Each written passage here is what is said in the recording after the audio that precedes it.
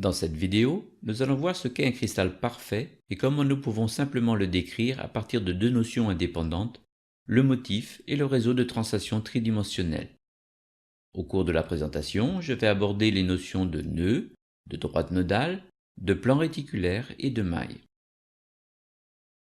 Même si dans la réalité un cristal est constitué d'atomes, d'ions ou de molécules, nous allons dans un premier temps construire un cristal hypothétique à partir d'un objet, une simple pièce tridimensionnelle qui symbolise un groupe d'atomes, d'ions ou de molécules. Cette entité de base s'appelle le motif. Commençons par choisir un point quelconque de l'espace et marquons ce point ici en violet. Nous avons choisi un point particulier du motif, un coin de la pièce, mais nous aurions pu choisir n'importe quel autre point, sur le motif, dans le motif ou totalement en dehors du motif, comme nous le verrons dans un instant. Notez que c'est bien un point au sens mathématique du terme, c'est-à-dire sans dimension, même si nous avons dessiné un point relativement gros sur la figure sous la forme d'une sphère, pour qu'on puisse bien le voir. Introduisons maintenant le premier vecteur qui va nous servir pour construire le cristal.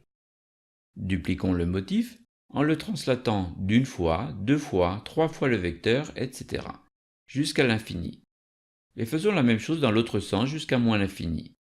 Pour ne pas alourdir la représentation, nous nous sommes ici limités à deux translations dans chaque sens. Vous voyez que pour passer d'un motif à un autre, il faut effectuer une translation de n fois le vecteur, n étant un entier. Dans l'animation, il s'agit d'une translation de moins 2 fois le vecteur, donc n égale moins 2. Le vecteur est appelé vecteur de translation. Nous avons pour l'instant constitué une rangée de motifs.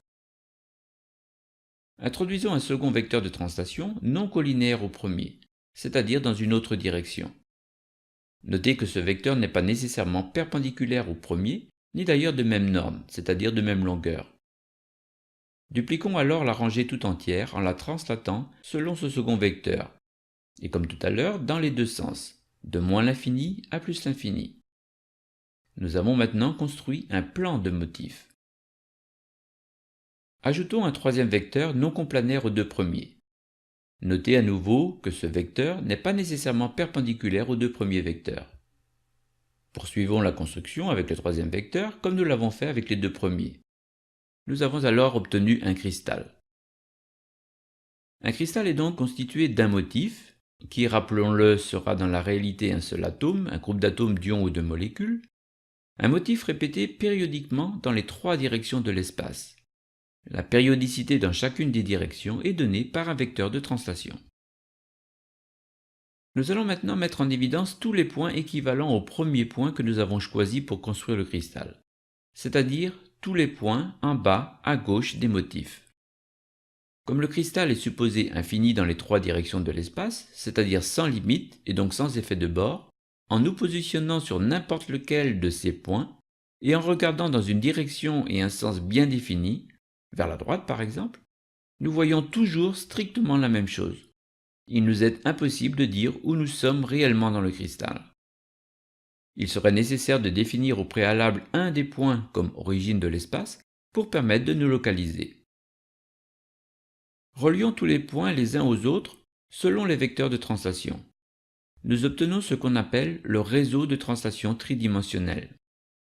Un déplacement du cristal, c'est-à-dire de tous les motifs, d'un point du réseau à n'importe quel autre point du réseau, relié au premier par une combinaison linéaire des trois vecteurs de base que nous avons définis, conduit à un arrangement que nous ne pouvons pas distinguer de l'arrangement initial. Le cristal est dit invariant sous l'effet d'une translation du réseau. Comme nous l'avons indiqué au début de cette vidéo, pour construire le cristal à partir du motif, nous aurions pu choisir un autre point de l'espace comme référence. Par exemple un point en dehors du motif. Faisons-le en déplaçant tous les points de la même façon pour qu'ils ne soient plus sur les motifs. Vous voyez que nous n'avons rien changé au cristal, ni d'ailleurs au réseau de translation.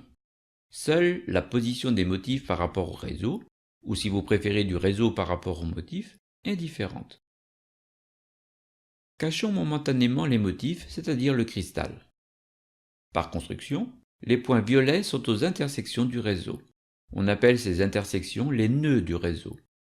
Cette notion de nœud vous est familière. Vous connaissez par exemple les nœuds ferroviaires, c'est-à-dire les endroits où se rencontrent et se croisent les lignes de chemin de fer. Dissimulons les points violets pour bien visualiser le réseau de translation. Même si les nœuds ne sont plus marqués par des sphères, ils sont toujours présents aux intersections du réseau. Inversement, nous pouvons dissimuler le réseau de droite et faire apparaître le réseau de nœuds. Nous avons bien entendu exactement la même information avec le réseau de droite qu'avec le réseau de nœuds. On voit maintenant, de façon évidente, des rangées de nœuds. Nous avons matérialisé l'une d'entre elles par une ligne de couleur turquoise. Ces rangées s'appellent des droites nodales, c'est-à-dire des droites passant par des nœuds. Une droite nodale passe au moins par deux nœuds. Comme le réseau est supposé infini, si une droite nodale passe par deux nœuds, elle passe en fait par une infinité de nœuds. Pour mieux visualiser les droites nodales, supprimons la perspective et utilisons une projection parallèle. Orientons le vecteur, qui correspond à la direction en turquoise, perpendiculairement au plan de la vidéo. Nous voyons apparaître le réseau en projection. En amenant un autre vecteur perpendiculaire au plan de la vidéo, nous obtenons une autre projection du réseau.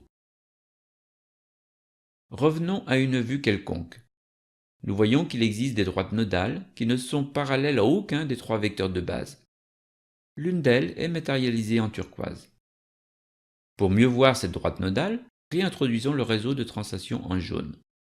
En regardant de plus près, on peut voir que tous les nœuds du réseau sont situés sur des droites nodales parallèles à la droite en turquoise. C'est plus facile à percevoir lorsque les droites nodales sont matérialisées. L'ensemble des droites nodales, parallèles à une droite nodale donnée, constitue une famille de droites nodales. Dissimulons à nouveau le réseau et la matérialisation de la famille de droites nodales pour revenir à la vue générale des nœuds. Nous pouvons voir que ces nœuds, qui sont sur des droites nodales, sont aussi situés sur des plans. Ce n'est pas très facile à voir sous cet angle, changeons d'orientation. Comme ça, c'est plus évident. Nous voyons bien que les nœuds sont dans le plan que nous avons dessiné en vert. Un plan de nœuds s'appelle un plan réticulaire. Un plan réticulaire passe au moins par trois nœuds non collinéaires, c'est-à-dire non alignés. Comme tout à l'heure avec les droites nodales, vous voyons que tous les nœuds appartiennent à des plans réticulaires parallèles à un plan réticulaire donné. Pour construire un cristal, il suffit donc d'associer un motif unique à chaque nœud d'un réseau de translation tridimensionnel.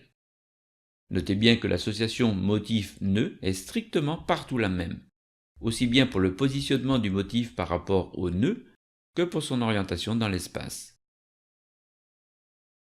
Regardons maintenant un exemple réel de cristal, obtenu avec un acide alpha-aminé, la glycine, sous forme de deutérion. Le motif est constitué de deux molécules de glycine. Notez que les deux molécules ont des orientations différentes dans l'espace et qu'il n'est pas possible de passer de l'une à l'autre par une simple translation. Le principe de construction du cristal est le même que celui que nous venons de décrire avec la pièce. Le cristal est obtenu en translatant de façon périodique, selon les vecteurs du réseau de translation, le motif ici constitué de deux molécules. On voit qu'avec une limitation à un réseau de 3 par 3 par 3, la représentation est déjà très complexe. Mais il n'est pas nécessaire de dessiner toutes ces molécules pour décrire le cristal. Et la citation de Paul Valéry, « Il n'y a pas de choses simples, mais il y a une manière simple de voir les choses », prend ici tout son sens.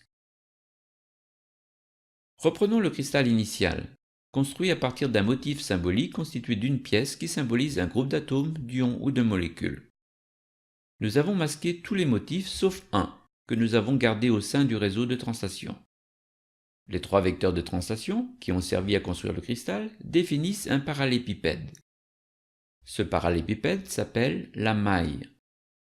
Chaque maille élémentaire du cristal, qui vous le voyez s'appuie sur 8 nœuds, contient un seul motif. Pour décrire un cristal dans son ensemble, il suffit donc de donner les trois vecteurs de translation de base et le motif.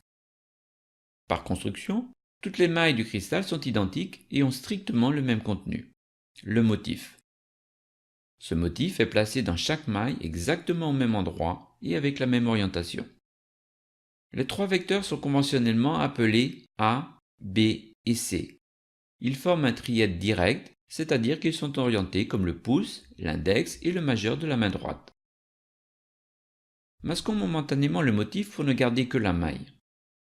L'angle entre les vecteurs B et C est appelé alpha, celui entre les vecteurs A et C bêta, et le dernier entre A et B gamma.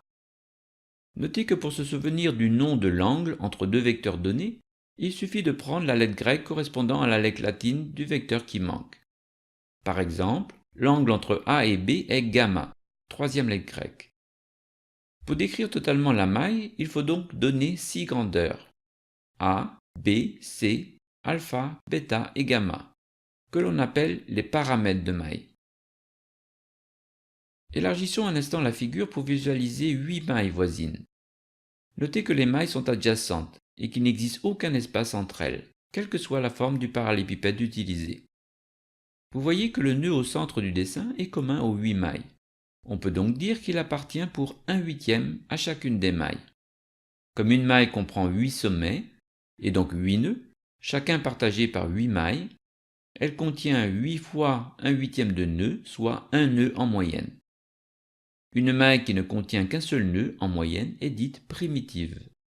Nous verrons plus tard qu'il est possible de définir des mailles qui ne sont pas primitives, c'est-à-dire qui contiennent en moyenne plusieurs nœuds. Revenons à une seule maille. Nous allons à nouveau visualiser le motif, mais nous allons maintenant considérer que la pièce que nous avons utilisée jusqu'ici symbolisait en fait deux ions différents, un anion en jaune et un cation en rouge. Positionnons l'anion dans la maille. Nous devons repérer précisément où se situe cet ion par rapport à l'origine de la maille. Pour cela, on utilise les coordonnées réduites de l'ion x, y et z sans dimension. Attention, le repère n'est ni orthogonal ni unitaire.